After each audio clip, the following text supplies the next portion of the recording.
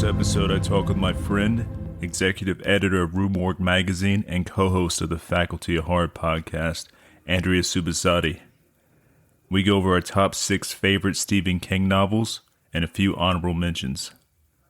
If you dig this episode, make sure to leave a rating on Spotify, Apple Podcasts, wherever you check out podcasts. That'd be awesome and much appreciated. After you're done with this episode, make sure you check out my fellow horsemen of the podcast apocalypse.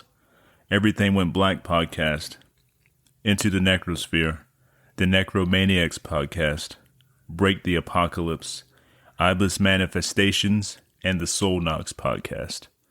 Thanks so much for listening, and I hope you dig this episode. All right, we are now rolling. Thanks for being on the podcast once again, Andrea. My pleasure, Brandon. I was trying to remember my last appearance. What did we talk about? I think last appearance was kind of like an interview type thing. I think it was like 1 or 2 years ago. It was kind of like an interview type thing or whatever, but it was fun. Interviews are easy to prepare for. If I'm going to talk about myself, I'm an expert on the subject, but for this particular subject, I've been working on my notes for a couple of weeks, and I've got to tell you, my list changed as recently as this morning. Yeah, I'm on the same boat. I finalized my list last night because I've been thinking about it since I, talked about doing this podcast. I'm like, top 6 Stephen King novels. This is going to be interesting. And I also included a few novels that he co-wrote with Straub. So. Yeah, I'm interested in that because I've read a couple of those, but they didn't make my top 6. Yeah, I can see that. The 2 I picked, I think, are the strongest out of their work together and stuff. Also, I just got done reading the one of the King novels I haven't read before, The Revival. Have you read that one? I have. That one I listened to it on an audiobook. So I'm inclined to say that when I listen to something in an audiobook that I've read the book. Is that valid? Yeah, oh, totally.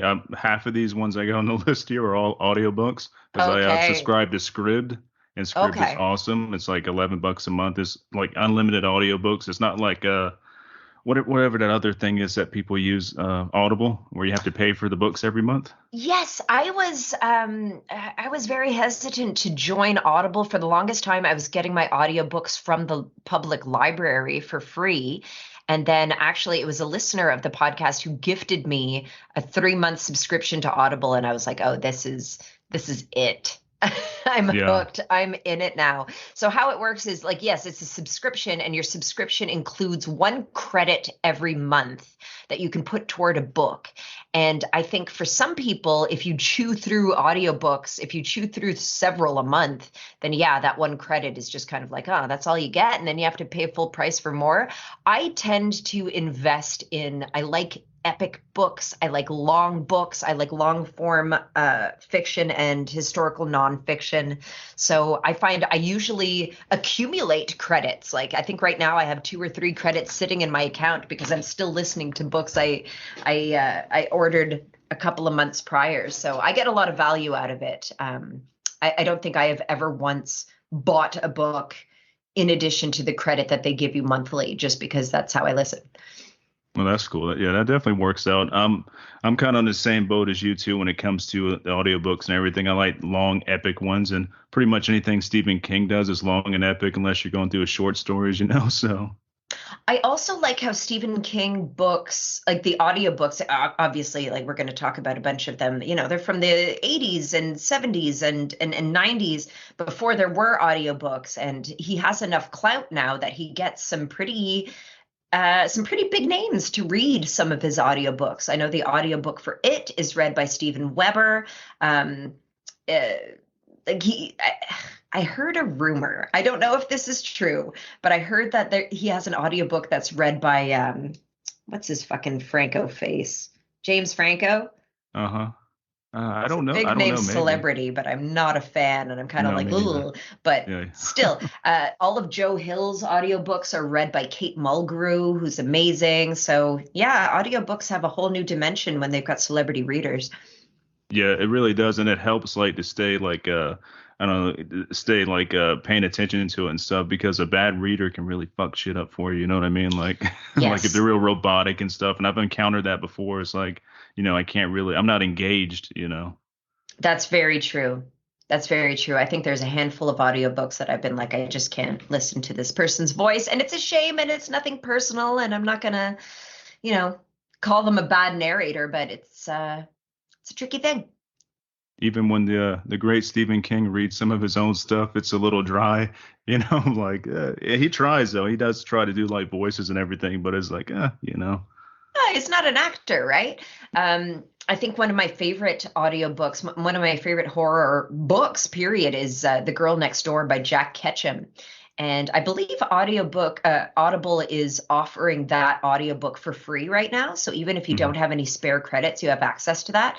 And it is read by the narrator, but he doesn't have to do a whole lot of voices because it's all told in the first person through the perspective of this main protagonist. And he does an amazing job. Yeah, I've checked that one out before on Scribd actually, and what a brutal fucking book. I mean, I've My seen the God. movie back in like the early 2000s movie that came out, which also was pretty brutal, but that book, holy shit. I don't think that movie does the book justice. In fact, if you were to ask me, like, what book really needs a proper cinematic adaptation, that would be at the very top of my list, right next to VC Andrews' Flowers in the Attic. That's like, with all the remakes coming out these days, I'm like, somebody do those. They need it. Yeah, that would be great. I think a good director for The Girl Next Door would be the folks that did the original Martyrs. I think they could maybe do that one justice. Ooh, I mean, the brutality is there. The brutality is there, but I also feel like that book, when people tend to emphasize the brutality, the more I listen to it, the more humanity I feel. And I feel like a lot of that comes through with Jack Ketchum. The way he reads it with the nonchalance of, a child's perception of cruelty is just like, oh, this is happening and I'm helpless to witness it because I'm a child and I'm largely powerless in a world of adults. But at the same time, I have these icky feelings and, it's a tricky adaptation, but I feel like somebody could do it right. Yeah, that would be cool, and it'd be something different besides the shit that's being remade now, kind of over and over again. Let's do something that's somewhat like on the fringe. Nothing that super mainstream stuff that's being remade. So that would be cool. Yeah, we're looking at you, Exorcist. Uh, Leesh. yeah, I'm really, really, really worried about that. I'm not looking forward to it. I might watch it. I might not watch it. We'll see. We'll see what the trailers look like, but I just don't have a lot of faith in that, unfortunately. Me neither. No, I don't think the team they selected is quite right for that sort of material. If there's a single gag or laugh, comic relief moment, I'm going to be tempted to walk out of the cinema. But we'll see. We'll try to keep an open mind, you and I. Yeah, yeah, yeah, totally. You got to stay kind of open, but that's like the remake to Nightmare on Elm Street. I just could not get behind whatsoever. I was like, you're remaking a Nightmare on Elm Street. That's a big task, and it did not live up to the expectations whatsoever of a remake. Um, yeah, that one, I feel like I felt that way at the time, but upon revisiting it, I revisited it in the last handful of years because we did a Faculty of Horror episode, and I was like, it's trying to do its own thing, and in the in the current context of remakes, I almost feel like it's among the better ones, big fish in a small pond type thing. But Mhm. but I'm just looking at my top six Stephen King novels, and I believe every single thing on my list has a film adaptation. Are we going to talk about those too? If we want to, yeah, I'm down. So Cool. whatever. All King is all good. So well, not all good, but you know what I mean. It's all good to go. Stephen King is such a fascinating author, and I was talking about this with a friend of mine recently, and it's like his thing, his legacy. I think like the fact that he is such an international best-selling success, the fact that he is one of the biggest names in horror literature, and yet his shtick, his oeuvre, everything is very blue collar America. Everything is everyday people. doing their thing, living in these circumstances, and it makes it so relatable and makes it so commercially viable. It makes it accessible in a way that the big classics of horror like Frankenstein and Dracula and like the big gothics are not, you know. Mhm. For me, that's a big part of his appeal. It's a limitation of his work. Like those are the boundaries he's always kind of working within, but he does it so fucking well. Right. I totally agree with that. And he's always writing. Like it does not stop. I mean, he just came out with a new book, last year, or it might have been this year with Fairy Tale. I think it was this year, right? Yeah, I have to say that I feel like I should say this maybe on the outset that there was a time where I could say that I've read every single thing Stephen King. I cannot say that anymore. He's still churning them out. I'm checking them out as I can. There are still holes in my bibliography of Stephen King, and I think it'll be really interesting if some of your top picks correspond with those holes. I'll have to put them on my to listen list right away. Yeah, I hope some of them do. Like some are kind of somewhat, I guess, deep picks for Stephen King that, some people may have not read, but hopefully there's some good stuff in there. My number one, I think, is going to be a lot of people's number one, but that's cool. Just, when I get to it, you'll be like, oh, okay, yeah, that makes sense. So, but So do yeah, you want to like go back and forth from the bottom of our list to the top? That's how Alex and I usually do it on the FAQ. yeah, definitely. Let's go from like number 6 on up, and we'll go back and forth. So, Okay. all right, I'm going to let you start it off with your number 6. Okay. So my number 6, top Stephen King novels. My number 6, I had to choose a short story collection. Okay, cool. Is that cheating? No, go Is for that it. That's allowed? fine. That's fine. It's everything's allowed is good. Stephen King is a master of horror for a variety of reasons. He has a lot of skills, I think, when it comes to his big epic novels that I love and that we'll talk about, when we get into like the top 3 of our list. He kind of struggles to stick the ending sometimes. There are Hmm. books of his that I love, love, love, and hate the ending, and I will still go back to and read again and again, knowing that it doesn't end satisfactorily, and I don't care because it's all about the journey, which is, I think, part of the reason why he really shines in the short story format, where it's just a tease, it's just an amuse-bouche. You can end off with a cliffhanger that is just like, he doesn't have to wrap it up in quite such a nice bow as he does his big epics. And so my number 6 pick is the Skeleton Crew from 1985, which just edged out Night Shift from 1978. I love all of his short story collections. I love Different Seasons. I love Minutes Past Midnight.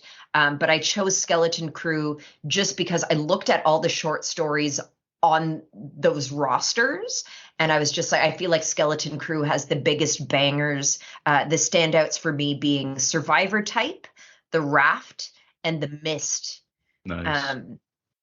2 of those have been adapted cinematically. Survivor Type has yet to, which, well, no, actually, that's not true. I think the Creepshow series that aired maybe 2 years ago on Shudder, Hmm. I think they had kind of like an animated version of Survivor Type that was, spooky, but not a Right. movie. But obviously, the Mist, Frank Darabont's The Mist, is I think a fantastic film, and The Hmm. Raft was also a segment in Creepshow 2. I believe so. Yeah, I believe it's Creepshow too. Yeah, and I think I think they're really solid short stories and pretty solid cinematic adaptations too. Oh, totally agree. The Raft is, man, that one there is pretty horrifying, especially growing up as a youngster or whatever, about being in the water all the time and this like knowing that there's a possibility that there's a big giant blob of some kind of unknown substance entity or whatever can just fucking suck you up through cracks and just dissolve you. Dog and cat noises are always fine. So Okay. I mean, yeah. Dante cannot be controlled. He's looking at me right now, very satisfied that he made it into the podcast somehow. Yeah, now he's on my podcast now, so he's a guest, honorary guest. So I can, Honorary guest. Do you hear that, Dante? I All keep right, the what's your cats number out. six? So let's see. My number six. Let's go with we're doing Pet Cemetery from Ooh. 1983. Uh-huh. Okay. And yeah, this one's I did the audiobook of this one as recently. I've already read it back when I was a little bit younger and stuff, but the audiobook was read by Dexter himself from Michael C. Hall. Ooh. Oh, So he's got a great voice. he does, and I think that really like super sold it for me because when I originally read it when I was in my teens or whatever, it was good, but it was a bit dry for me. But going back and revisiting with the audiobook style with him reading, like it just shot a whole new like life into it, and it's super like it's dark. It's one of his darker novels because it deals with like child death and stuff like that. Did Michael C. Hall really nail Judd's main drawl? Because I feel like when I remember reading Pet Cemetery as a kid, like he would kind of write out the way Judd would go, oh yeah, and like all his like little hmm main figures of speech and stuff. Did Michael C. Hall do that justice? He did, and I wish Michael Nice. C. Hall would read everything from now on. You know what I mean? Like, Fantastic. yeah, he just got that voice, and he really puts it over. And another thing with Pet Sematary, sorry, like that's always kind of fascinated me is the whole like the Wendigo thing, that's going around and like the background of the whole fucking novel. You got this like Wendigo entity out there, and they describe it as being like a giant in the novel, which they didn't really touch on with the movies, really. So I think that's cool. I think the Wendigo is fucking cool, and like we need more Wendigo movies. Yeah, and I think when you're dealing with indigenous folklore and you're dealing with white people engaging with indigenous folklore, like there is that aspect of colonialism that is inherent in the story and in the mythology. And I feel like Pet Cemetery treads very lightly around there, that this is a power that is ancient, that precedes us, that this is land that we don't necessarily know or understand because it is land that we've colonized. And so, like the cautionary tale inherent in Pet Cemetery is that, you don't fuck with things you don't understand, and you don't, sometimes rules exist for a reason, and you don't push your luck around that shit. And that is one of the many barbs that Pet Cemetery kind of leaves embedded in your flesh after you've done reading. Totally agree with that. Another barb that was left inside my flesh after reading this one or listening to it was this Zelda. Zelda was fucking creepy in the movies, and I think she's even like creepier in the book the way they describe her and stuff. And also hearing Michael C. Hall describe it and everything is even more terrifying.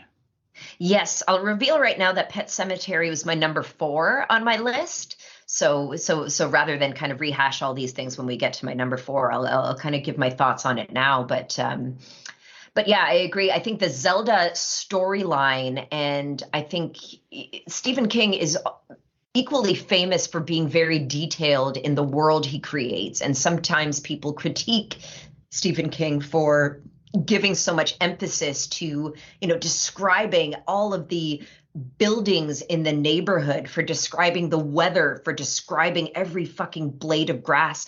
Some people are very impatient with that when it comes to his hmm big epics. I personally appreciate it because I think in a lot of his books, which we'll get into a little bit later, the town and the setting and the neighborhood is a character in and of itself. And I think when it comes to Pet Cemetery, the fact that the mom, Rachel, has this history with death and has this preoccupation with death and sickness and illness is really well used in the story. And I liked the way they adapted it to the screen, but also Lewis and his own kind of, I'm settling down with a family and Church is having his nuts clipped off, and I'm having a weird affinity for that because I'm feeling equally neutered by the idea of family life. Like all of these subplots really give the characters a lot of space. And Pet Cemetery is a fairly compact novel in Stephen King's oeuvre, and it's a page turner. And the fact that he's able to kind of include all of that character background in addition to the immediate gory horror happenstance that's happening is just chef's kiss. Yeah, totally agree. Totally agree. And yeah, the subject matter is so heavy. And also, but besides, Gage dying and coming back, which is horrifying. I think the cat stuff more impacted me than anything else, being that I'm a cat owner. Oh, Yeah. yes. It's like it was so sad, and it's like the cat died, but oh, he's back, but he's a fucking demon, which cats are kind of demons anyway, so it's not too much of a difference there. Well, funny you should So, say because I just got back from Salem Horror Fest, where my Faculty of Horror co-host Alex West did a lecture on cats and horror. And I caught her lecture in New York City in January. And so this was my second time seeing it. She did in Salem. And she kind of, it's a huge topic, which I didn't realize. Cats have a tremendous and sordid history, people associating it with witchcraft, people associating them with immortality, people associating them with death and disease, and all the different attitudes that have, you know, encircled the subject throughout history was a big part of the lecture. But she mhm. also kind of chose three different movies that approach cats in horror fiction in different ways, as either the friend, the foe, or the familiar. And to that end, she talked about The Bell, Book, and Candle. She talked about House, the Japanese film, and she talked Mhm. about Pet Cemetery, where like church was this intermediary between the living and the dead, sometimes a friend, sometimes a foe, but for the most part, a cipher for all of our attitudes on how we talk about life and death. And yeah, cats are interesting that way because they're so mercurial, right? Like they do what they want. Oh yeah, there's no controlling them. I mean, and they do have like a evilness about them. It's like there's some sinister things going on behind those eyes. A lot of people say, well, it was off of like was it Constantine or something? Actually, one of the movies was saying that staring into a cat's eyes is like seeing onto the other side. Like they share this world and the next and all that stuff. And I think that's pretty fucking cool. Mm-hmm. I totally Cool. believe it though. I don't believe in all the other crap, but maybe some type of like dark fucking other dimension or something, going on with the cat's eyes. I can totally dig that. So It that does seem heaven like stuff they know though. more. They know more than we do about this mortal Yeah. plane we inhabit. Yeah. We're just the visitors to it, they're the gatekeepers and the Yeah, owners of it. we're tourists here. Yeah. All right, so we're now to your number 5. My number five is The Shining from 1977. Cool.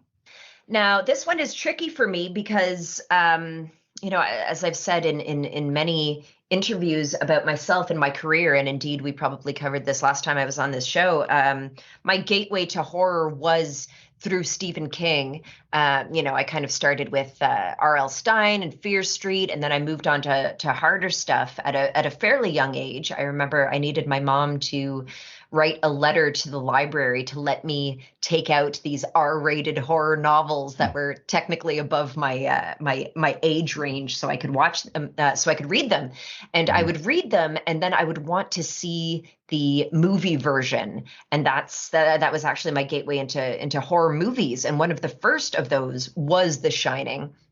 I read the book. I enjoyed it. I obviously knew that Stanley Kubrick had done a cinematic adaptation that Stephen King famously hated.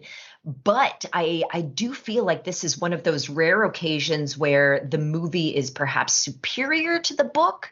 I felt like the movie improved upon a couple of things in the book that didn't super resonate with me. But Mhm. there are a couple of moments that are in the book that aren't in the film that are truly chilling and scary.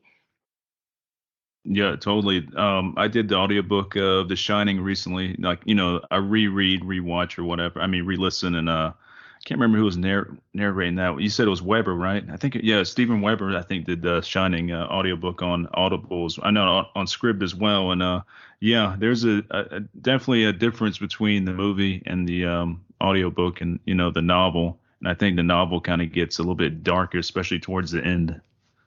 Yes, indeed. There's a lot more violence toward Wendy.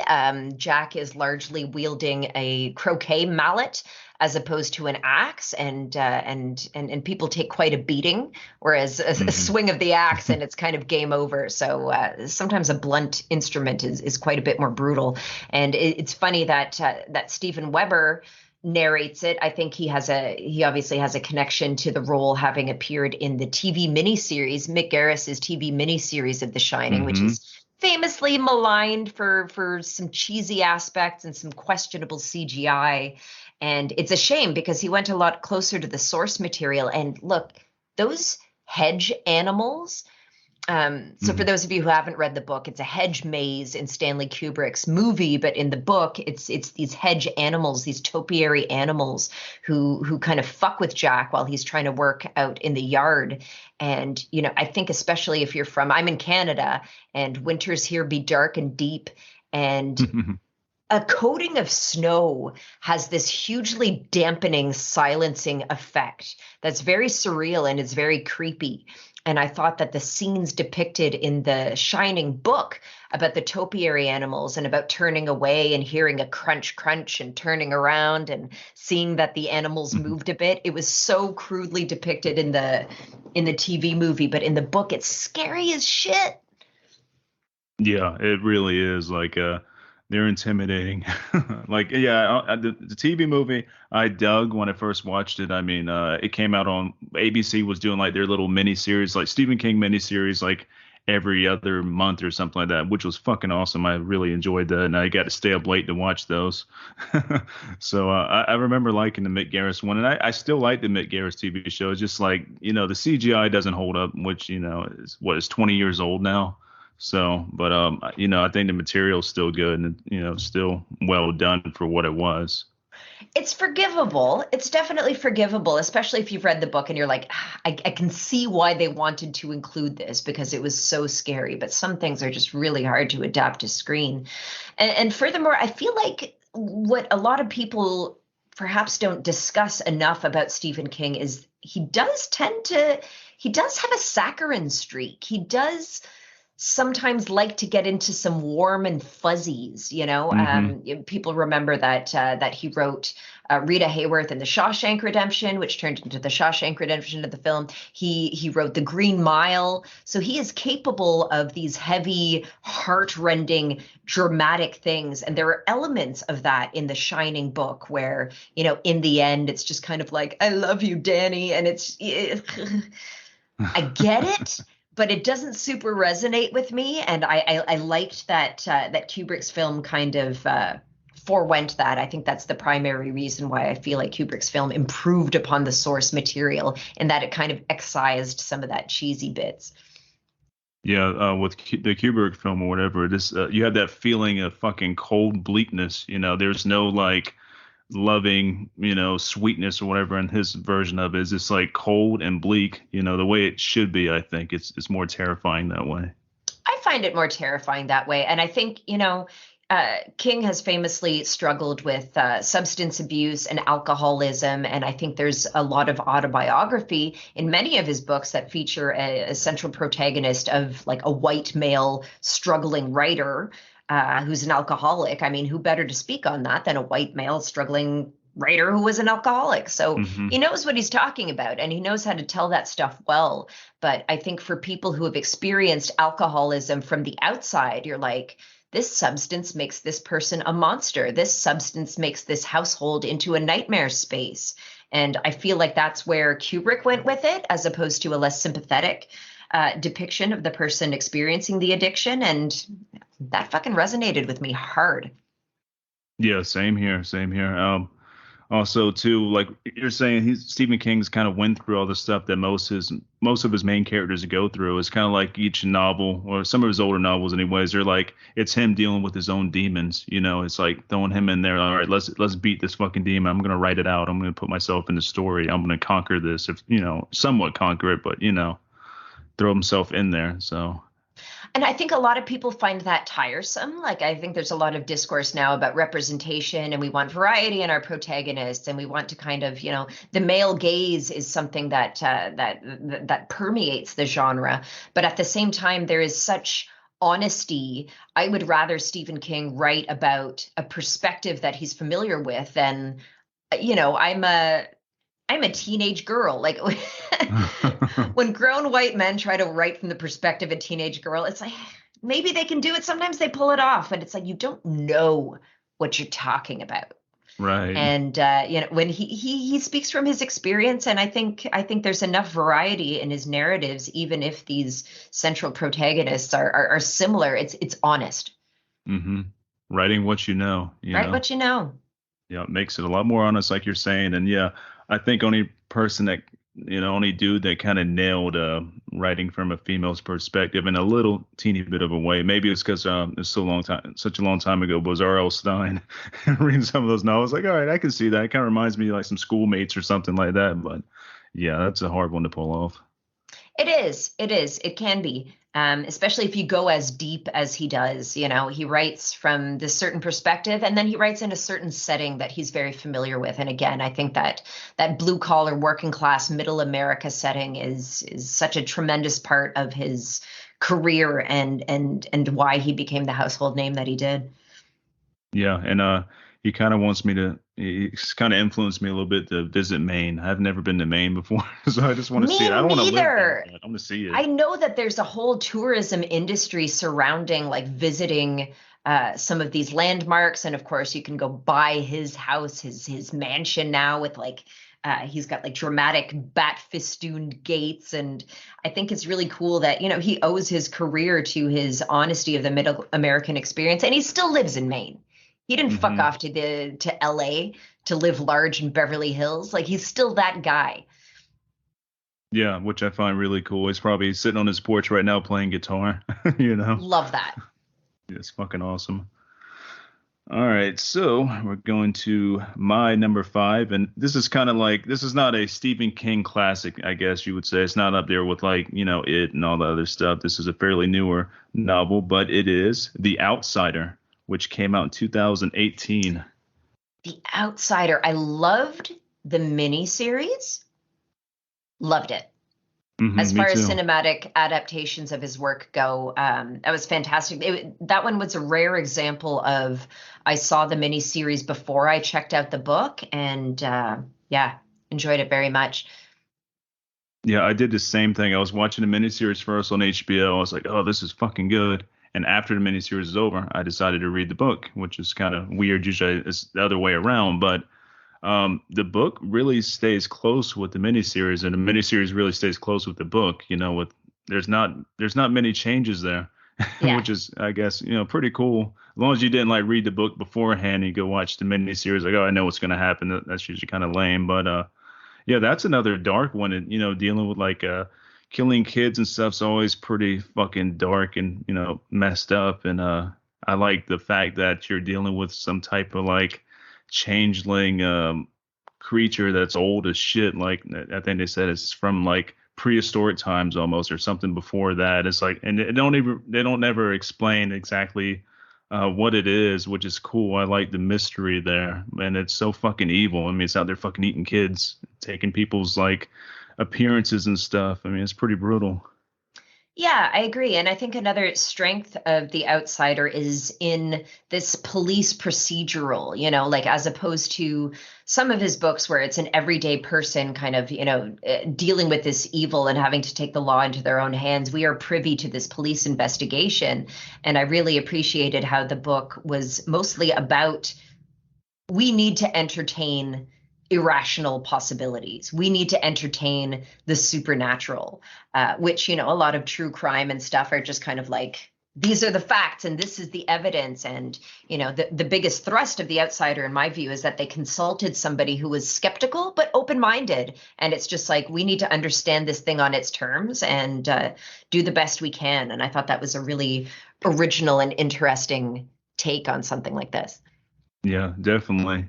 To me, it also has like a feeling of like you read like Silence of the Lambs or something, this like that, it's really good at what it does when it comes to like the detective work and all that stuff and the dark thriller aspect of it.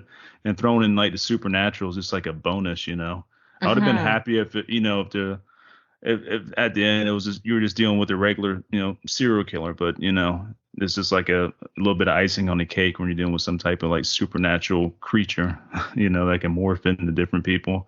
And there's Yeah. also more than one of them out there. There's his other book that came out, I can't remember the name off the top of my head because it's not on my list, but it was another book of his short stories.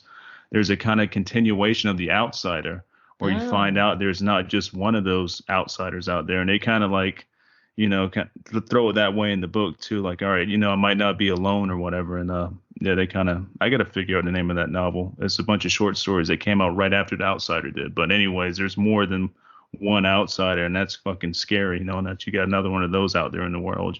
Yeah. Yeah. And I think, that makes sense with regard to, I don't think either the book or the miniseries super stuck the ending. Like anytime I see an adaptation of Stephen King, or I'm reading it, or I'm listening Hmm. to an audiobook, it's all about the journey. It's all about the thrills and chills. The endings don't quite always nail it. And I think The Outsider is maybe an example of that, but it is open-ended enough that there is, scope for different stories involving that particular monster in those circumstances. It'd make a great. I wonder if they're going to do a season 2. Do you know? I have no idea. I was asking myself that same question before we did the podcast. Like, oh, Outsider, what they're going to do with that? I don't know. HBO is it just kind of pops stuff up there. Maybe there is a season 2 in the works. Maybe they just ended it. I don't know. I would hope for a season 2. I'm going to continue the story, but just continue where it left off at there and like do it just for TV. It doesn't have to be like another novel. Just like continue it on, have Stephen King write for the TV show. I think that'd be fucking cool. Yeah. Yeah, no, I agree. And from what I understand, The Outsider was, unanimously a hit, a streaming juggernaut, that hit at the right time. People were kind of stuck at home and looking for something spoopy. Oh yeah, that was the days of the stand era that we went through. Those weird, crazy fucking times where Tiger Yes, King ruled indeed. airs and stuff. Well, we'll talk more about that in a bit, I reckon. Yes, I do believe so. All right, so that was my number 5. So we're down to your number 4, right? Well, my number 4 was Pet Cemetery. I think I've said everything I have to say about that, although I will perhaps add a little something, perhaps about the Oh remake yeah, movie. What did you yeah, think? I seen that. I didn't like it, and I won some stuff from that. I won some shit from Mick Garris's podcast. He had like this thing going on where you win like a free Pet Cemetery Blu-ray signed by the directors and stuff. I'm like, oh, fucking, that's cool. But I don't know. I didn't like it.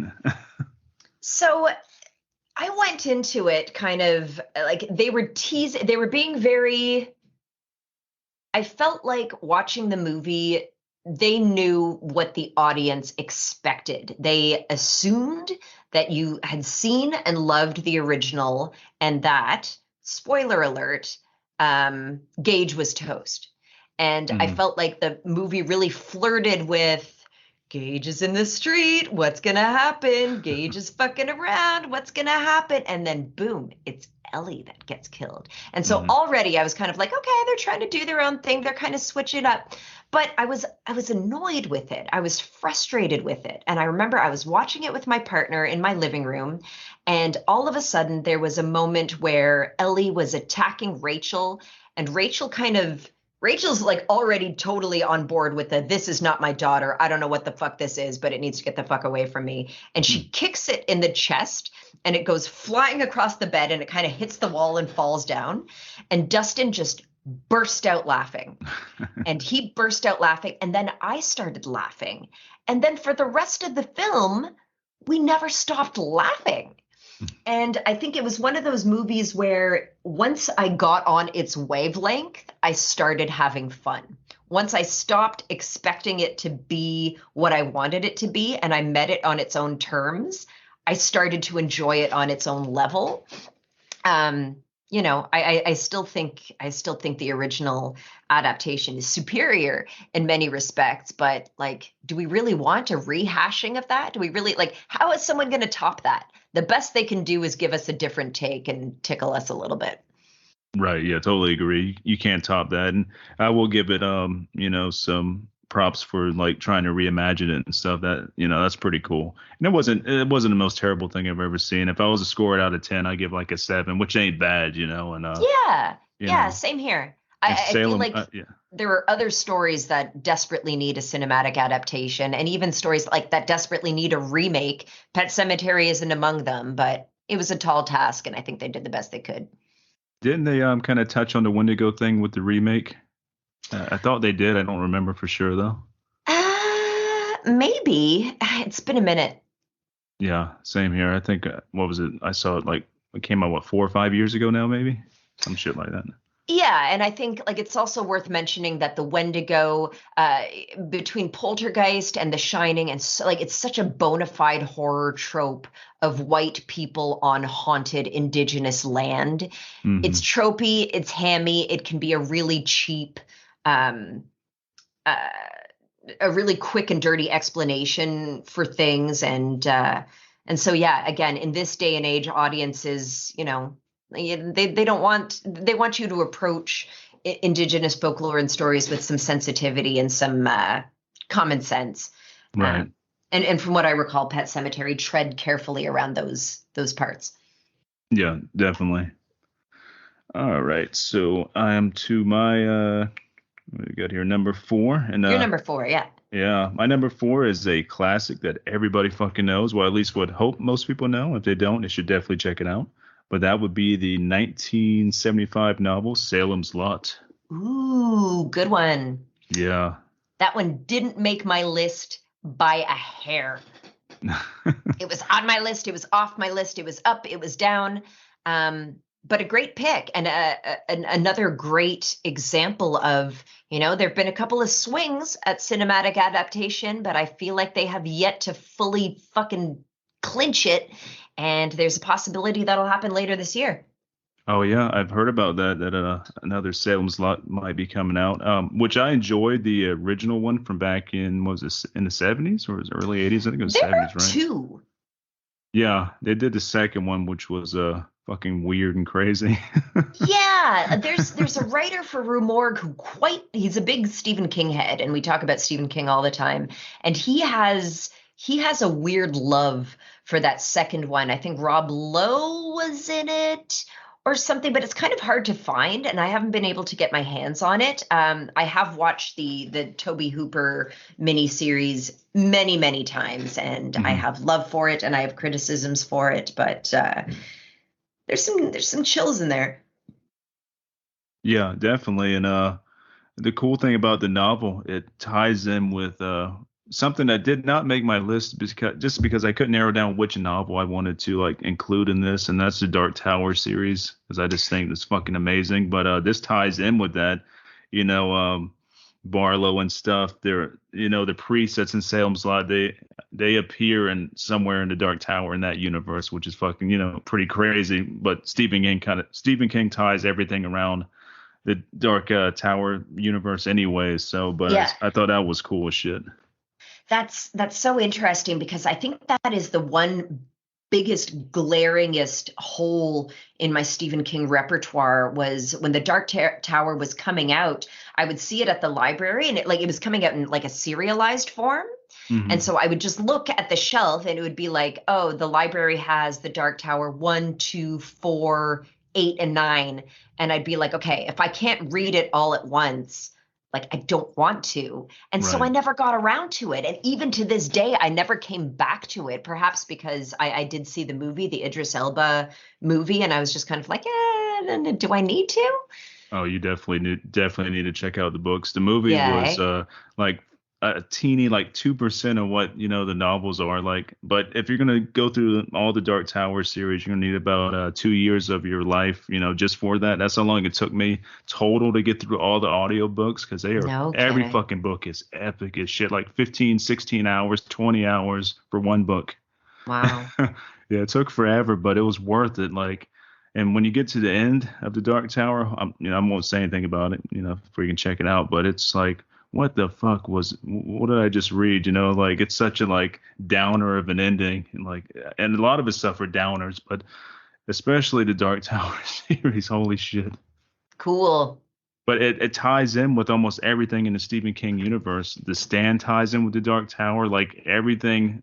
It's like a giant circle, or a giant revolving like clock of everything being in that universe there, and he ties it all in like somehow. I can't remember half the shit I fucking did a couple months ago, but Stephen King remembers like this character from here. He was actually tied in with this part of the Dark Tower. I'm like, it's fucking pretty fucking killer.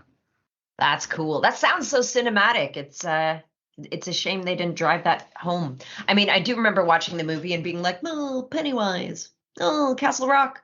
Like I was picking up on some of those Hmm. threads, but it wasn't central to me. Yeah, it all ties into one, and the movie tried its best to like cram a lot of shit into one fucking what hour and 40-minute movie or something. It wasn't even that long, and it was a decent try, but it needs to be like a series. Like Amazon was supposed to do a series of The Mm. Dark Tower like years ago, and something fell through with that. But it needs to be like seasons after seasons to get all this shit down because it's so fucking so big, and universe is like enormous, and yeah. Well, I mean, I think the odds are good that somebody is working on it somewhere. Um, my Skype just sent me a notification that my device changed to microphone. It Did still it? sounds good. Okay, good. Okay. Yeah. Um, Stephen King for the longest time was so disillusioned with Hollywood that for a good portion of the aughts and the early tens, there wasn't a lot of Stephen King adaptation because he was like, fuck Hollywood, they keep fucking with my shit. No. Whereas now he has fully embraced cinematic reappraisals of his work. He has made his short stories available for screenwriters to adapt for $1. Do you remember that whole campaign? Yeah, definitely. So he's really warmed up to it, and as a result, we have a glut of new Stephen King content out there. I feel like this boom kind of started with Andy Muschietti's It Redux, and then Gerald's Game, and Mm. The Outsider, and like it's all now Salem's Lot. It's all pouring out now. So if ever there was a time that's friendly for a Dark Tower revival, this is it. Definitely. And yeah, hopefully we'll get that one day. That'd be cool. So yeah, that's my number four. And yeah, Salem's Lot's just a classic, and Barlow's one of the fucking best like vampires ever, like the way he's described and everything. He's just brutal. There's nothing like romantic about him. He's a monster. He's very much a monster. I appreciate how like he's very Nosferatu-like with his bald Hmm. head and his pointy ears. And again, that was something that the Toby Hooper miniseries touched upon. There's a couple of jump scares involving Barlow where like it's etched into my heart. It scared the shit out of me. The floating kids, it Oh scared the yeah. shit out of me. Also, the meta aspect of Mark Petrie being a horror fan and a collectible painter and stuff that kind of tickled the collectible painter in me. And I think that book doesn't get enough credit for meta classic horror knowledge that it depicts. Right. And I think without that book, we wouldn't have Fright Night, because Fright Night kind of goes along with that. You know what I mean? You got Very the dude true. that keeps, the vampires, like the caretaker. Then you got, what's his face there is the vampire. And yeah, definitely get some credit there from Salem's Lot. Hmm.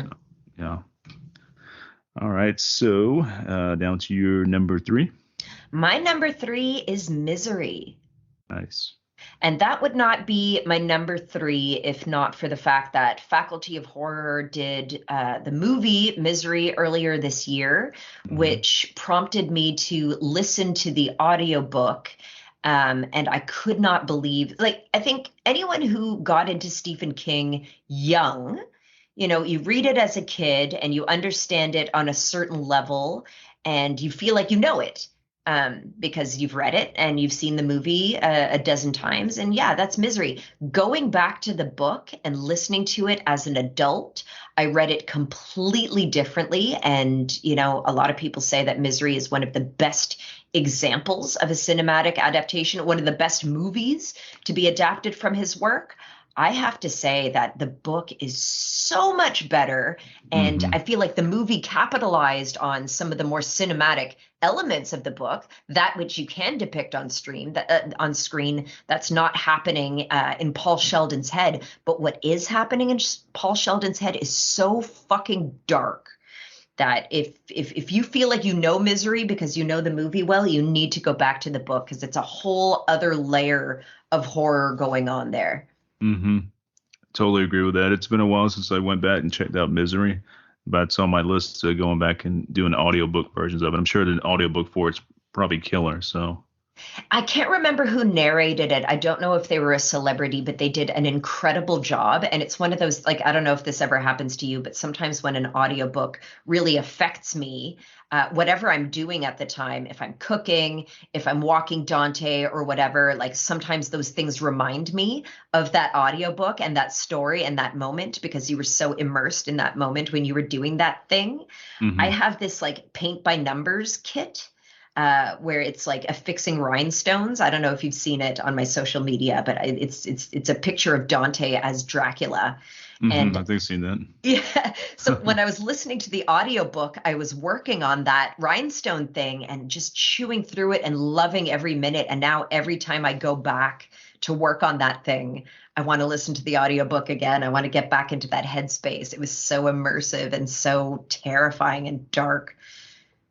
I love when books and movies and audiobooks when they have the power to do that. That means they did a great job with it, you know. That's right. That's exactly right. I can remember a space on my old street where I was walking Dante and I was listening to Paul Tremblay's fuck, what was it called? This Paul Tremblay book, and something happened, and I ugly cried in the street. And every single time I walked Dante past that like lamp post, I remembered it. It's just embedded. But anyway, yeah, going back to Misery, obviously there's his captivity, his psychology of Annie Wilkes, his understanding of Annie Wilkes, but also, and we touched upon this quite a bit in the Faculty of Horror episode, but he's talking about being a celebrity writer, and he's talking about how, in addition to his relationship with his craft, you have to contend with the fact that fans expect something from you. And on Hmm. the one hand, it's problematic when fans feel entitled to something from you because you were an artist and your first responsibility is to that art. You do also have something of a responsibility to the people who sign your paychecks, so to Hmm. speak. And he had such a complicated relationship with his celebrity, compounded with his substance abuse, that helped him to create, even though he knew it was killing him and destroying him on so many levels. That's fundamentally, to me, what Misery is about, over and beyond Annie Wilkes. Yeah, totally agree with that. And yeah, the whole number one fan thing that always like comes back to me like I'm your number one fan, you know, it's like it's terrifying. I had back doing like band stuff or whatever when I was in a band for many years, and like your big fans like, hey, sign my cast or sign this. Is like I'm your number one fan. I'm like, who the hell are you? You know, Yeah. it's kind of Yeah. terrifying knowing that you got somebody out there that's kind of like, you know, knows everything that you do and they follow you and stuff like that that never really interact, but you're your number one fan. It's kind of pretty terrifying. Oh, totally. That comes up with Faculty of Horror a lot. We have a lot of fans, and the freaky thing about that is Alex and I, over the course of 10 years of doing this podcast, we get quite personal on there. Hmm. Bulge things about myself and my history that some of my closest friends don't know. And as a result, when someone says that they're my number one fan and that they've listened to everything, it's like, you know me better than most of my friends know me, and yet you're Hmm. a stranger to me. And so, I think Paul Sheldon's ordeal with Annie Wilkes, he hates her and he resents her because she's crazy and she's torturing him. But at the same time, she is able to pull out his best writing and his best work. And it's a very Hmm. complicated and dark relationship. I thought it was brilliant. Yeah, totally agree. It almost made my list. Like I said, getting it down to a top six is It's hard. hard, but yeah, but I thought it'd be a good challenge, you know, in six, you know, it's 666, even though there's only two sixes here, but whatever, you know, people get the point. I got it. I got it. All right, so we're What's going your to number my three?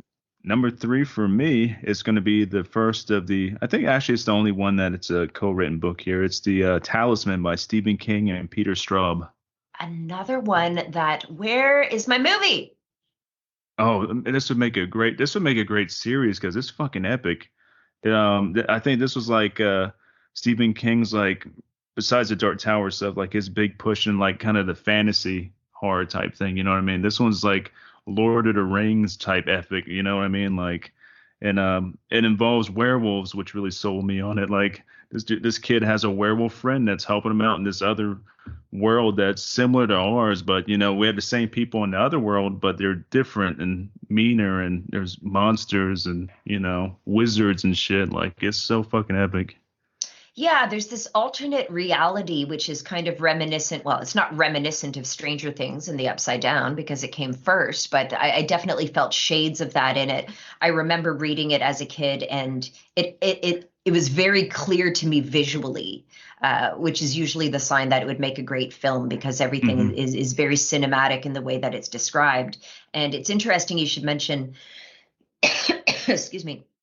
It's interesting that you should mention that this was kind of a sidestep into more fantasy horror territory, because from what I understand in my research on Misery, Stephen King wrote that Eye of the Dragon book, which was, Mm-hmm. again, very sword and stone fantasy, dark fantasy novel. And it didn't do very well because his fans were kind of like, we know you for this and we want this from you, and fuck what you want to do. This is what you owe your fans. And so Mm-hmm. Misery was largely about that tension.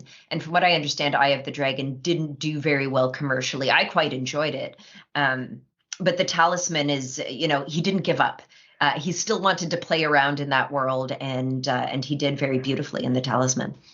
You did. It's the ultimate battle of good versus evil too. This kid's trying to save his mom who's sick by venturing into, the territories or whatever to try to find his mom over there and save her from the fucking evil wizard dude, with his friend Wolf. I mean, it's just like it's just the ultimate fantasy. And it reminds me a lot of something that Clyde Barker would write. Not near as Mm, grotesque as Barker, but it has that Barker feeling, like a Magica or something like that. It has that kind of whimsical feeling to it. it does, yeah.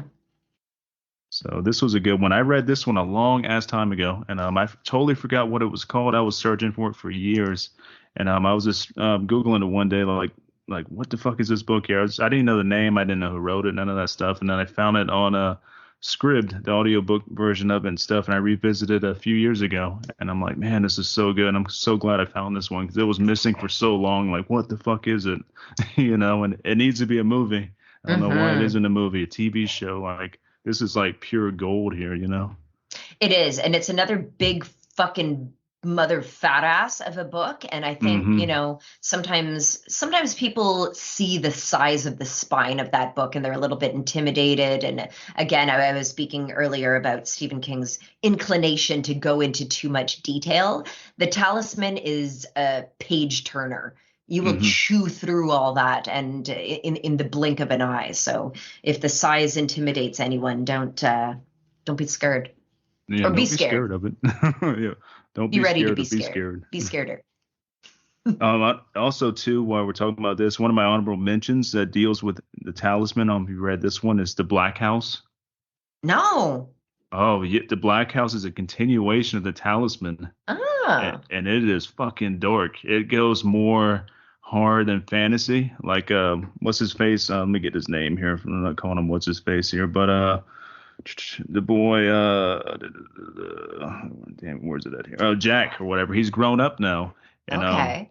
yeah, he's in some weird shit's going on with like this crazy. I think it was his uncle or whatever. It was like the like dark wizard and stuff. But he works at like a nursing home type area and stuff. And there's a bunch of murders going on, and it ties in with some like creature from the territories that's like killing kids, another killing kids type thing again. He's trying to Uh-huh. solve it, and it is fucking dark. Highly recommend that one.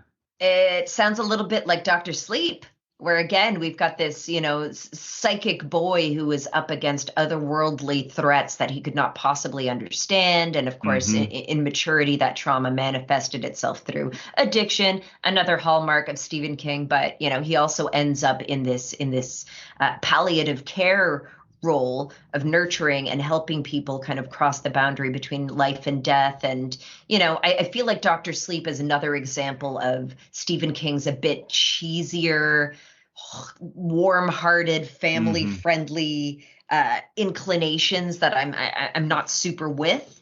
But I'd check that out for sure. What's it Yeah. called again? The Black House? It's called The Black House, yeah. And Ooh. there's a great audiobook version of it. I can't remember who reads it, but whoever does read it is really good. And yeah, it's dark and also involves like a motorcycle gang. So towards the end, it gets really like he just throws everything at it towards the end, but it's cool. And there's also a perspective in the book where it's like you're seeing from the like these flying like insect type things. They're hovering around the whole time in this novel. Like they're hovering here and there and stuff, and they're kind of giving you their perspective of what's going on from the outside. It's really fucking Ooh. crazy. Yeah, Nice. yeah, definitely check that one out. On my list. All right, so now we're down to your number two. All right. My top two were actually pretty easy. My top two picks went on the list easy peasy, and they never moved. 3, 4, Mm-hmm. 5, and 6, I shuffled around over the course of the last couple of weeks. My number two favorite Stephen King novel is The Stand, Me too. 1978. Another big motherfucking fatto giant epic. Yeah, Another pretty archetypal to the point of cliche, good versus evil, light versus dark. But of course, as you alluded to before, it is set in this post-apocalyptic setting where a virus called Dr. Trips sweeps through the world, decimates the population, and what few human beings survive it and remain and are apparently immune to the virus kind of have to come together for a final judgment day type thing. So hmm it still does have these like really grand archetypal ideas. But again, the reason this book is so huge is because each of these characters, each of these players has so much backstory, so much personality, so much detail. They each have their own reasons for reacting the way they did. And there's like this ensemble cast that he pulls together are some of the best characters to have ever appeared in literature, in my opinion. And, once again, there have been a couple of cinematic adaptations, a la miniseries. There was a TV one, and then that Amazon Prime exclusive that came out a couple of years ago. yeah, yeah. All imperfect in their own way, each Mhm. flawed in their own way, but I think they kind of scratch the surface of the glory, the timeless epic glory that is this huge singular tale. And I can't get enough of it. I hope there's more miniseries adaptations. I just want it all. Oh, I'm on the same boat with you. Like this is my number two as well as The Stand. Was it? Yes, I fucking love The Stand. Number one and two never changed for me the whole time either. This Okay. The Stand is just like you said, so fucking epic, and like the highlight for me is the Man in Black. He's just so fucking like, he's kind of cool. You know what I mean? It's like, oh, he's a cool dude, but he's also super fucking evil. And he Yeah. plays a part in the Dark Tower series again, connecting all this together. You get to see him in that series in a different angle, but it's still he's been called many things: the Walking Dude, the Man in Black. I think the Dark Magician or something. Some people kind of like um, categorize him as like the devil, which he's not the devil, even though like the miniseries kind of like portrays him as the devil. He's something else. He's more like a dark magician type entity, you know what I mean? But to me, like that just highlights the whole thing because he's always like looming over everything. The Man in Black, he's just out there fucking walking in the desert, like recruiting people for the great battle and stuff. Is fucking epic as shit. It is epic as shit. And I love, insofar as he is kind of simplified and boiled down to be kind of like an evil trickster incarnate, incorporating a lot of different mythologies of who the devil is or what the nature of evil is, hmm setting up in Vegas, in Sin City, and preaching this hedonism as opposed to community, and like that even kind of goes into, if you wanted to take it there, right, versus left politics and communism, hmm capitalism, and all that shit. But like, there's also so many characters. There's some goody two shoes characters in The Stand hmm who kind of drive me nuts. But there's also very complicated characters who kind of straddle the line. Like I'm thinking of Harold, I'm thinking of Nadine, I'm thinking like these are villains technically, but they're complicated, and you can see where they're coming from, and you can see that everybody is kind of trying to trying to get their own happy ending, and how those things get murky, how these betrayals play out is it's a classic good and evil story that harkens back to creationism and like the Jesus and Christ-like tales and betrayal. It is epic with a capital E. Oh, totally. And I gotta say, I side with the dark side a little bit on this. You know what I mean? Like, it looks pretty good on that side. Walking dude, I'll take a walk with you, man. You know. Yeah, it was kind of sorry. Yeah, like the good side of this equation is manifested in an old lady in the South in Southern hospitality, and it's a Black lady. And when I think of the South, I kind of, people are very polite, but there's also its own brand of evil happening in the South. And so, there are aspects, for the most part, I think it aged very, very well. But I think it's also really open to interpretation and some really valid criticism in that regard. Yeah, I'm as south as you can get, pretty much, besides like Florida and Georgia. I'm South Carolina, so yeah, I know about all the Southern evil.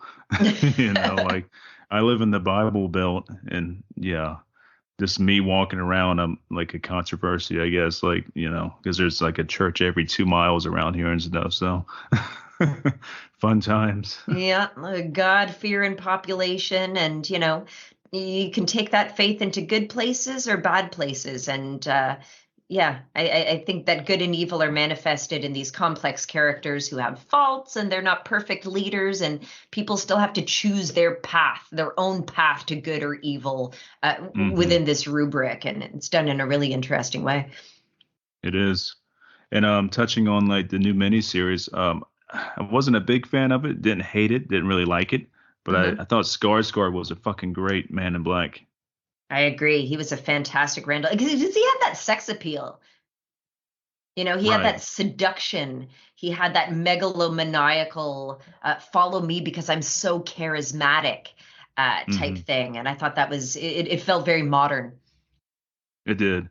And like I said, a few episodes here and there are like really fucking cool. But, some of the stuff was like, this feels like The Walking Dead to me. I don't know if you got that feeling too with some of it, like when it deals like the community stuff or whatever.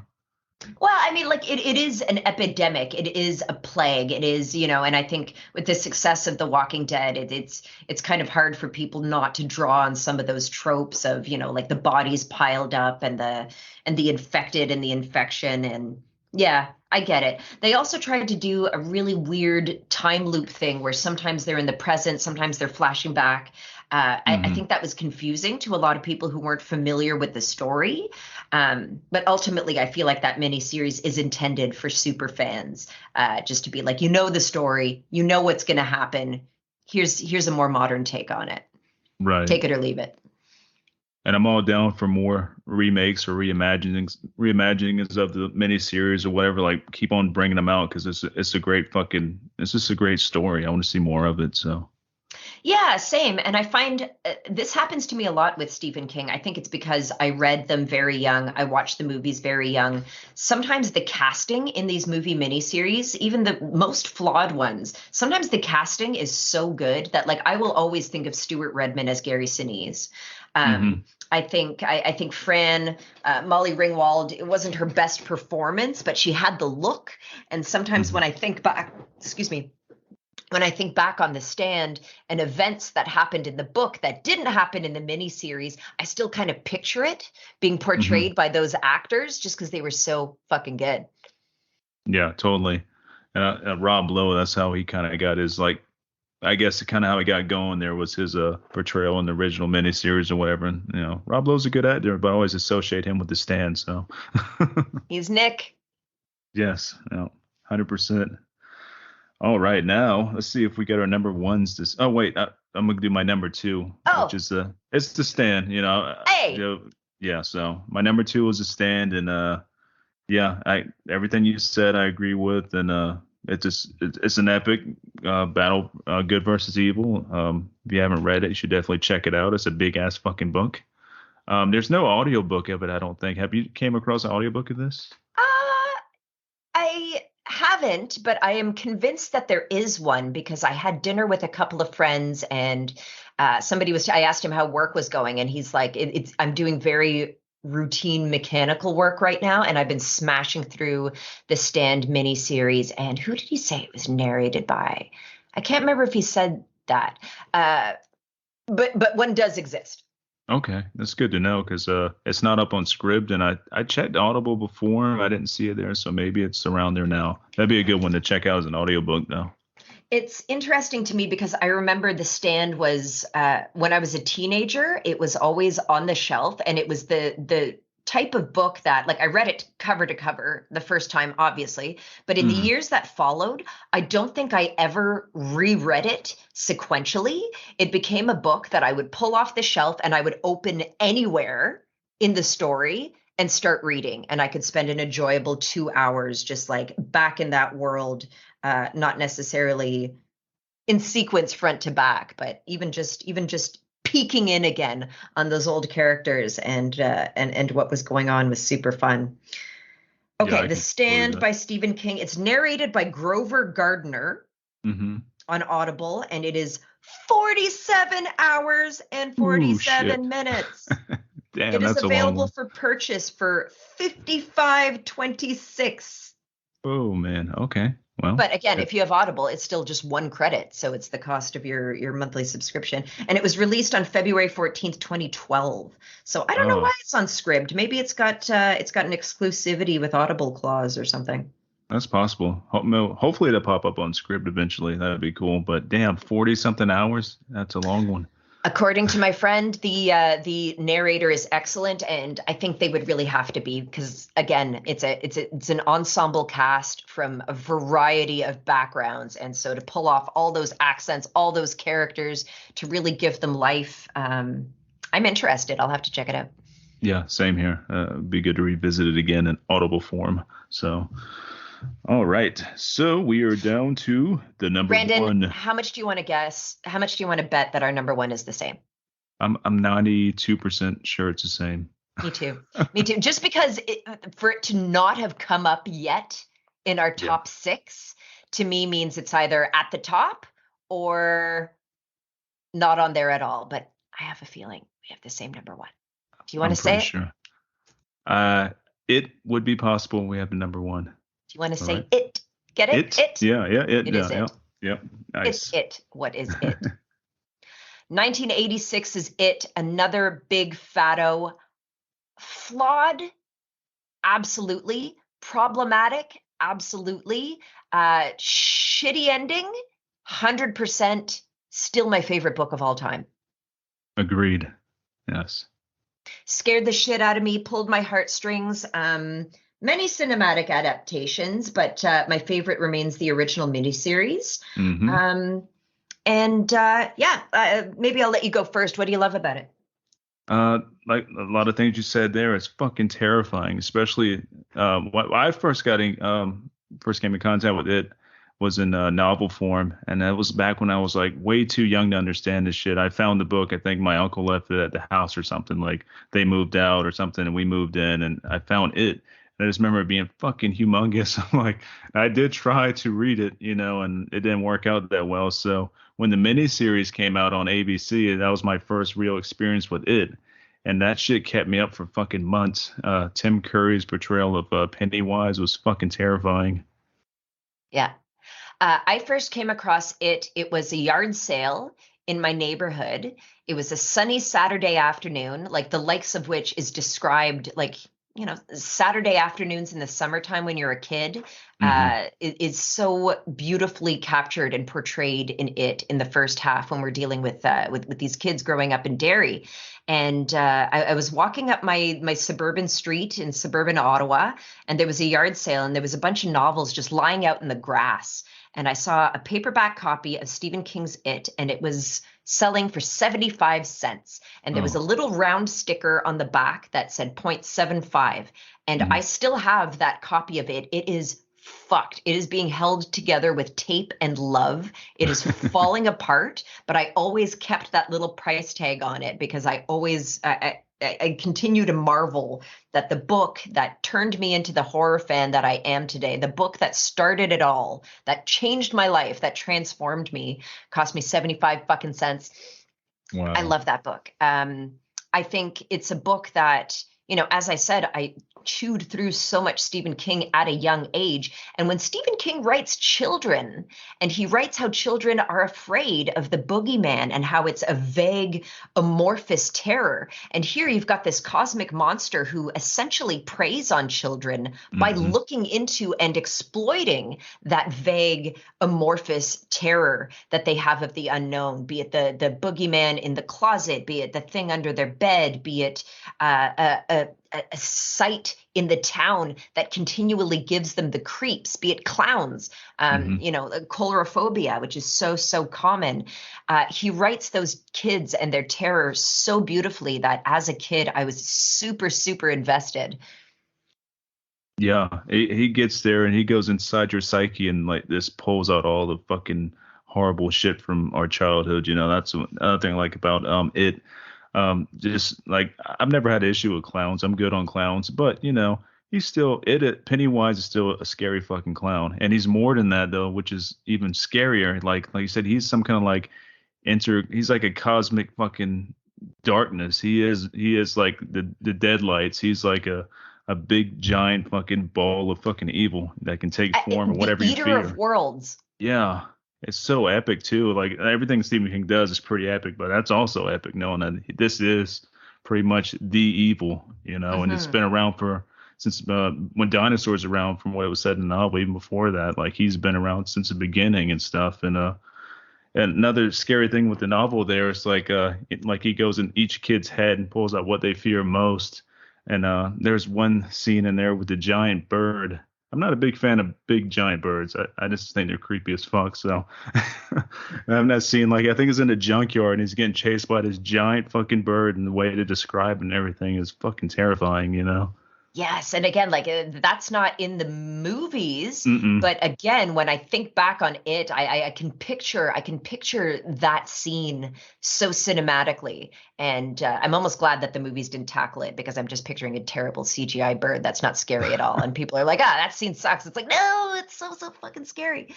But another thing that I love about it is, again, like I was saying before, this is another example of Stephen King really taking pains to describe the town of Derry and describe what the adults are like, what these kids are dealing with, the racism, the abuse, and just like 1950s Americana, where everybody just looked the other way. These are like Mm-hmm. rashes of horrible, violent killings of children that are appearing and reappearing in a cycle.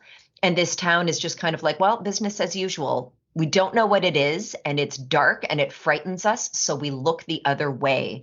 I thought that that was a really scary element to it. That the bystander effect is a very scary reality in the world even today. And I, Mm-hmm. for one, really appreciate that he took pains to paint that picture because it makes it all make sense.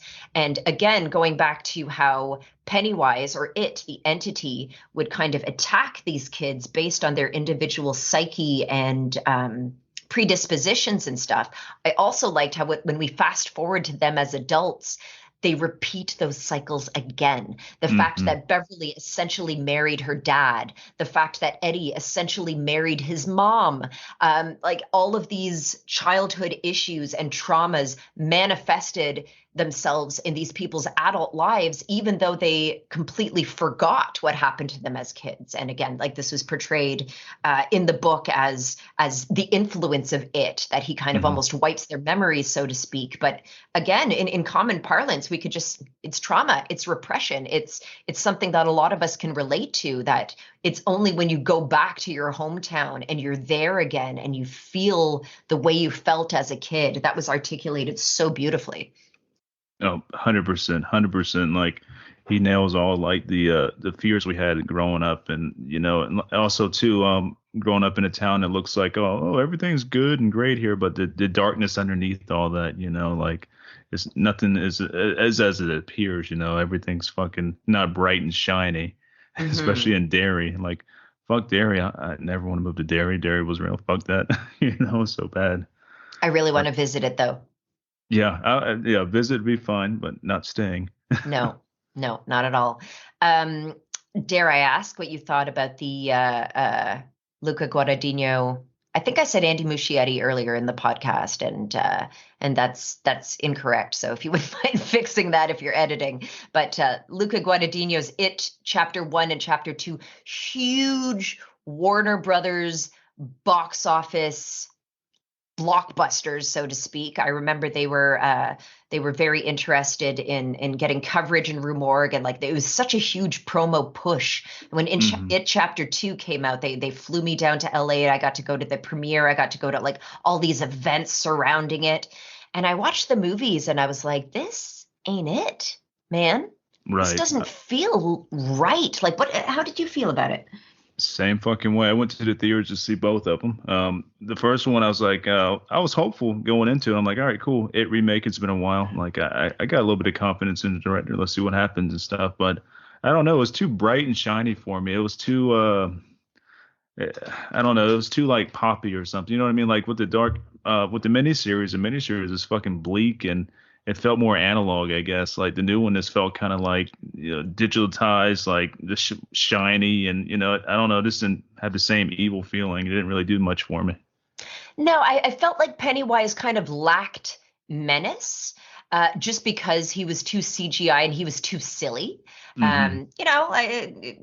Scary, yes, but he wasn't the kind of guy who's going to rip your arm off and beat you with it. He's not an eater of worlds. He gets up to such crazy shit in the book, and I felt like the new movies were kind of a vanilla version of that. And particularly Hmm. with Chapter 2, I felt like they just leaned into silly slapstick comedy. I think the actor who played the grown-up Richie, what's his name? Is it Bill I Hader? can't. I think, yeah, Bill Hader. Yep, that's it. Yeah. I think he's brilliant, and I think he's very, very funny, but I think you really have to be careful about comedy beats. And indeed, Richie Tozier is the comedy relief throughout the book. He's always cracking wise. He drops some pretty hilarious, like I chortled a couple of times reading the book. He is the comedy relief. Hmm. But when he's in this terrifying labyrinth of the barrens and he opens a door to find a tiny Pomeranian, and it's silly, and it's like, dude. And then ultimately, look, I will say that Stephen King borked the ending of it. It goes into very cosmic territory. There's a turtle, there's a spider, Hmm. but it's all kind of happening on the level of the subconscious cosmic reality. It's really hard to depict cinematically. And Yeah. the original miniseries was a literal spider, and it was kind of hokey and it was kind of weird. But then you've got this remake, and like they essentially bullied Pennywise to death. Pretty much. Yeah. You suck. We don't believe Yeah. in you. Oh, I melt into a puddle. Like, come on. Yeah. It was weak. Very weak. And Like, and even this as I can film. appreciate that it's impossible to tie up cinematically, that was a swing and a miss. Yeah, the second film I really disliked. The first one I can tolerate, but I wouldn't. I'm not never going to go back for any rewatches with it. And Mm-mm. yeah, and this Tim Curry playing Pennywise is Pennywise to me, so it's Me hard to fill too. those shoes. Like Tim Curry didn't need CGI. It was him with some clown makeup on, a few scenes with like some fucked up looking like teeth and stuff, and he was scary as fuck. I even feel like he was scariest when he wasn't using the prosthetics. Like when he would smile and you would Yeah. see his smile just melt off into a grimace. It just it drives a dagger into me even now just thinking about it. And for me, when that mini series came out, I didn't watch it as it aired, but it was available at the video store on VHS. And Hmm. because it was like 8 hours, I think it was 4 2-hour mini Hmm. movies or whatever. So it was like on 4 cassettes. So at the video store, like this thing of 4 cassettes was almost as big and fat as the book itself. And it was sleepover fodder. You know what I mean? We always used to watch it at slumber parties. And you would watch the first half and get through that, and you'd be like, oh, okay, that was like 3.5 hours. I'm good. Stop Hmm. there. Yeah, I was following it when it came on live. Like I said, ABC did their miniseries, which I fucking loved. It was like a magic moment in TV history, when they did the miniseries. And I get to stay up late till 10 or 11, whenever it went off. That was like a rarity. I just remember there's one scene in particular with the miniseries. with Tim Curry and stuff that they're flipping through a book and they're seeing the Yeah. town back in the 20s, and then the shit starts moving. You see Pennywise coming to view. He's like doing little cartwheels and shit. Then he turns around and looks straight at the kids like as they're reading the book, and he runs up to them. That is so fucking terrifying because he realizes like, I'm looking right at you, like you're looking at him, he's looking at you, he can see you. Like that's scary. It's so scary, and I think it's one of the scariest TV movies in existence. Hmm. And it's actually astonishing to me. Even like I've rewatched the original miniseries numerous times, and I'm like, I can't believe they put this on TV. Yeah, and it wasn't even on cable television. It was on regular TV where I'm Yeah. at. Like this is on regular TV. All these kids are being terrified along with me right now Hmm. because we were Hmm. talking about it at school the next day. Like, oh, did you see it? And like, yeah, I didn't sleep much last night. I'm like, yeah, me neither. Yeah, it traumatized a generation.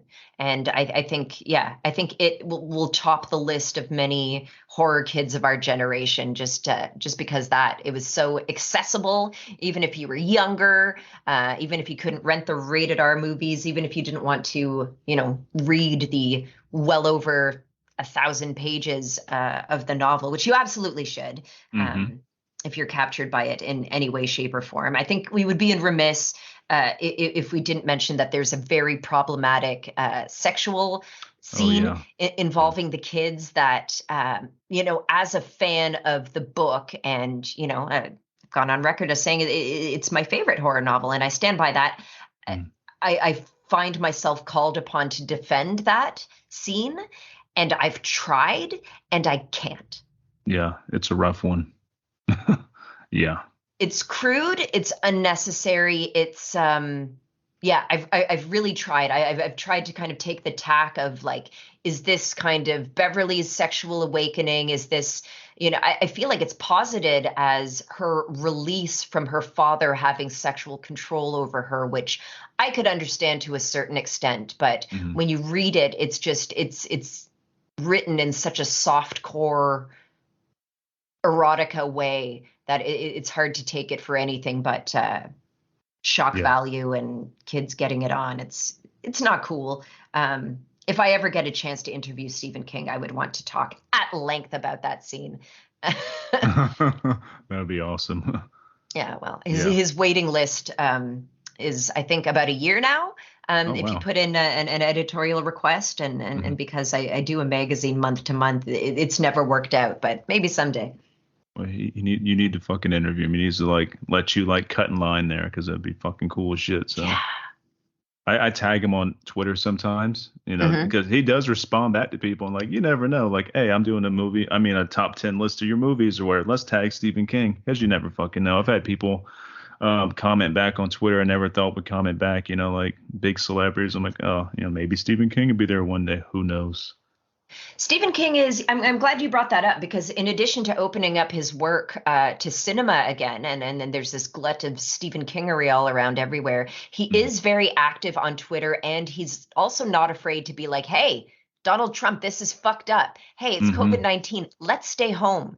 I think when celebrities and literary celebrities and horror celebrities are active on social media. It's not just, hey, there's a new release of my movie. Get me that royalty money. He is involved in what is going on in the world. He knows that he has a platform and that people respect him and listen to him. And I think he engages in high level discussions in a very matter of fact, frank, working class America kind of way Mhm. that he's famous for. And that's his brand. And it's so much more authentic when you know that that's who he is. Right. And it's really special that he shares that side of him with his fans. Yeah, he's awesome. If one person, I would love to interview him one day. And I'm sure they said the wait's over a year. I doubt if I ever be able to interview him before like he dies, unfortunately, because he's like what 80 something years old now or 70 Something like something. that. He's old, and I don't even want to think about that day. I'll make sure he lives forever. Like, a world without Stephen King would be fucking insane. That'll be a sad day, especially when he's still fucking churning out bangers. But what a body of work, and what an indelible impact he has made upon the horror genre. He has crossed the boundary from brow literature to lowbrow horror pulp. He's the guy. He's a household name. I think more people Yeah. know who he is than Bram Stoker, and that's saying something. Oh yeah, like everybody knows Stephen King. If you don't know Stephen King, then I don't know. Like, where are you living at? Do you have any kind of communications or what's going on? Yeah. Did you check out Fairy Tale? I think I asked you that, but I don't remember. No, His that newest actually just novel? when I was looking up The Stand on Audible, that was the first one to come up, and I'm realizing that there's quite a few holes in addition to the Dark Tower, the Gunslinger stuff. There's stuff that I want to go back to and reread because, again, like my journey with Misery, I think there's stuff that will hit me different. Now going back to it as an older person and having seen some shit, and then there's new stuff to discover as well. It's a whole world of it. Yeah, that was a honorable mention of mine was the fairy tale book or whatever. It's got a lot of hate for it. I've seen people on like, oh, this, this blah blah blah or whatever. I liked it. It's good. Yes, the first like half of the book is kind of slow and you really like, all right, is this another like kind of heartfelt fucking, one of those type novels from? But then it takes a nice left-hand turn there when it goes a totally different direction on you. It lives up to its name, a fairy tale. You know what I mean? And he nails that aspect of dark fairy tale shit like fucking brilliantly. So Yeah. I liked it a lot. I thought it was cool. Well, if we're getting into honorable mentions, here are a couple of titles that just slipped off the edge of my list. The Tommyknockers. It's flawed. I think it's a book that, in retrospect, Stephen King has gone on the record of saying, I don't even remember writing that shit. I was fucking wasted. I was cracked out of my tree.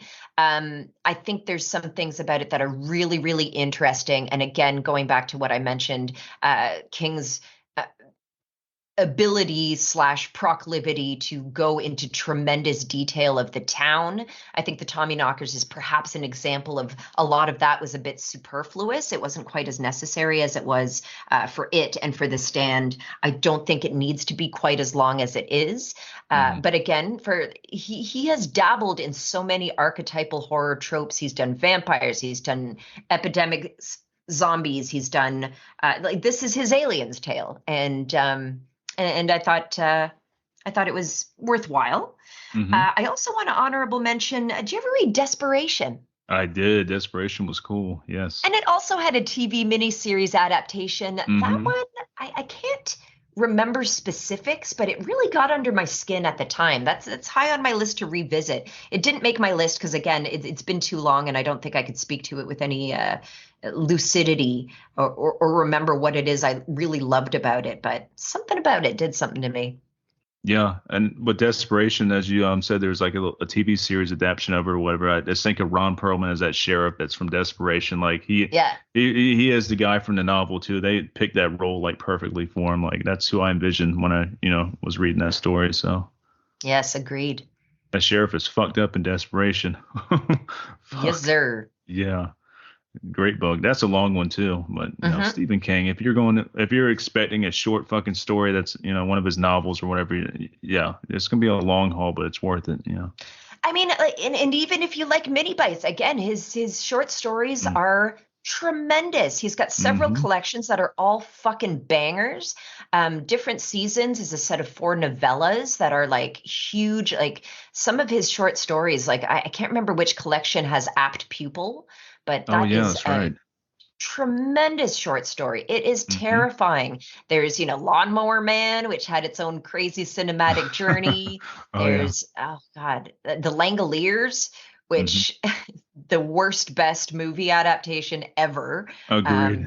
I kind of love it for its terribleness. But again, it's a pretty freaky fucking concept. It is. Even though the Langoliers look fucking horrible, but back then when it first came out, it was oh, this is cool. But yeah, besides that fact it looked bad, it is terrifying knowing that you're in this place where time really doesn't exist anymore. You're there, utter aloneness, you know what I mean? And you got these fucking like giant Pac-Man looking things eating through the fucking universe, and you're about to be next. That's right. I think of it every time I take a plane. Oh yeah, plane rides are terrifying anyway, so like having that on top of there. It's not cool. Anytime I take a plane or I get like a new plate or dental apparatus installed. Yeah, both terrifying. Yeah. Yeah, I think I mentioned my other honorable mention, and that was the Black House, which definitely check that out because it is a sequel to The Talisman. Mm-hmm. And then The Shining almost made my list. It was like really close to making number 6. I love The Shining. It's a different experience from the films. If you've only seen the films, the novel's really fucking cool and gives you a whole new feel for it and stuff. Yeah. Carrie is excellent. Mhm. I liked Firestarter. I liked The Running Man. Oh yeah, Running Man. If you weren't aware of that is the book that the movie is based upon, and whereas the movie set it as like a really schlocky reality TV game show, which I think was brilliant and actually a wonderful harbinger to the glut of American kind of torture porn Mhm. reality TV shows that have come out since. The Running Man it's different, but it was revolutionary in that way. I still haven't seen the Firestarter movie, the new one. It looked kind of perp. Yeah, I'm good. I made it through. I try to finish movies. When I start, I'm like, I gotta finish it, but I made it to like maybe 30 minutes, and I'm like, I'm Ooh, good. I don't want to watch anymore. Yeah, whoops. so that's my opinion of that one. Is Yeah. I would avoid it. It's bad. Yeah, and I watch bad movies because, like I said, if I start something, I want to finish it. I want to see where it ends up. It might get good. You never know. But some films like that, you just know after the first 30 or so minutes where it's going, and not for me. Yeah. So yeah. Before we end this podcast, do you have any like recommendations of stuff you've been watching lately that you want to throw out there? Oh, heck. Um, Goodness gracious. I have been listening to an audiobook that was brought to my attention. I did a cover story on a movie called Huesera, The Bone Woman. Hmm. And the writer director of that film was Michelle Garza Cervera.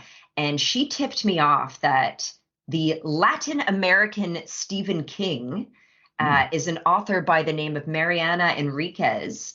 And apparently, Enriquez's biggest book was just translated into English and it just came out earlier this year. So that's an audiobook that I'm in the middle of. It's called Our Share of Night. Hmm. Um, I'm not even a quarter of the way through. It's another big fatto, but I'm enjoying it and it's interesting. And I think, when people say that this person is the next Stephen King, that can mean a lot of things to a lot of people. So the Right. jury is still out to me whether this like did she say that just with regard to this person's output is uh, uh, large and vast and they're churning out stories with a lot of variety very fast. That could be one thing. It could be the middle class experience. It could be the